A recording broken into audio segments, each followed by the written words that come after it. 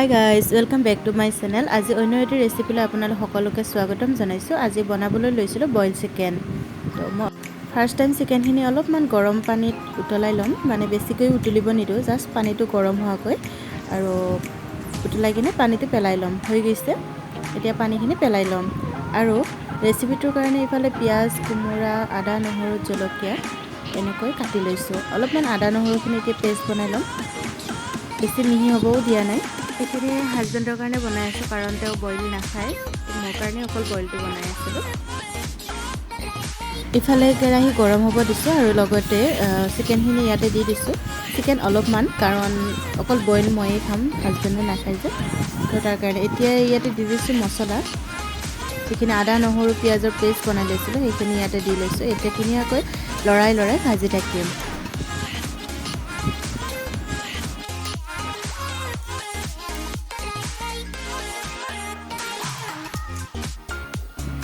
ইয়াতে এতিয়া অলপমান নিমখ দি দিছোঁ আৰু অলপমান হালধি দি দিছোঁ, কাৰণ বেছি বগা হৈ থাকিলে খাই ভাল নাপাওঁ।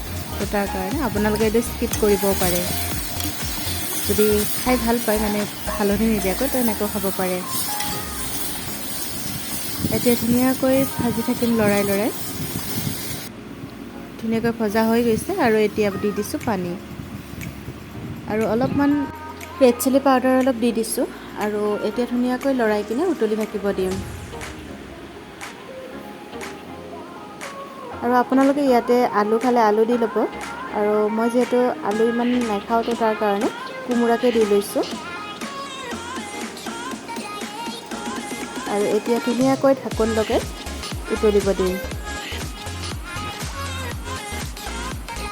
আৰু এতিয়া ধুনীয়াকৈ উতলি আছে, লগে লগে তেজপাত দি দিছোঁ। আৰু এইফালে হাজবেণ্ডৰ কাৰণে চিকেন ৰেডি হৈ আছে, তেওঁ যিহেতু বইল নাখায়, তো তাৰ কাৰণে।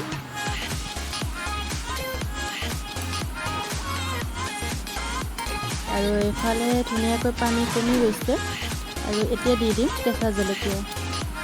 মই যিহেতু অলপ জলকীয়া বেছিকৈ খাওঁ, তো তাৰ কাৰণে ইয়াতে দি দিছোঁ 4টা জলকীয়া। এতিয়া ঢাকোন লগাই উতলি থাকিব দিম। 5 মিনিটমানৰ পিছতে ধুনীয়াকৈ পানী বহুতখিনি কমি গ'ল। আৰু এতিয়া দি দিছোঁ বিলাহী, আৰু লগতে কাটি থৈ দিয়া কেঁচা পিঁয়াজ গোল গোলকৈ কাটিছিলোঁ, তো সেইখিনি ইয়াতে দি লৈছোঁ। এতিয়া কম জুইত সিজি থাকিব দিম। ধুনীয়াকৈ মিক্স কৰি লৈছোঁ। এবাৰমান এনেকৈ বনাই খাই চাবচোন, তেল নিদিয়াকৈ। মই ইয়াত কোনো ধৰণৰ তেল বা বিশেষকৈ বেছিকৈ পেকেটিং মছলাও ব্যৱহাৰ কৰা নাই। ঢাকোন লগাই দি দিছোঁ, আৰু কিছু সময়ৰ পিছতে ইয়াতে জালুক আৰু জাব্ৰাং বুলি কয়, তো সেয়া অলপমান দি দিছোঁ। বইলত দিলে ভাল লাগে আৰু এনেকৈ খাই। তো আমাৰ ধুনীয়াকৈ বইল চিকেন ৰেডি হৈ গ'ল। মই অলপ ড্ৰাই কৰি ৰাখিছোঁ। আমাৰ বইল চিকেন ৰেডি হৈ গ'ল, দেখিবলৈ ইমান ধুনীয়া হৈছে। তো যদি আপোনালোকে ট্ৰাই কৰি পোৱা নাই, এবাৰমান এনেকৈ বনাই খাই চাব। যদি ভিডিঅ'টো ভাল লাগে, লাইক কমেণ্ট ছাবস্ক্ৰাইব কৰি দিব। Bye bye.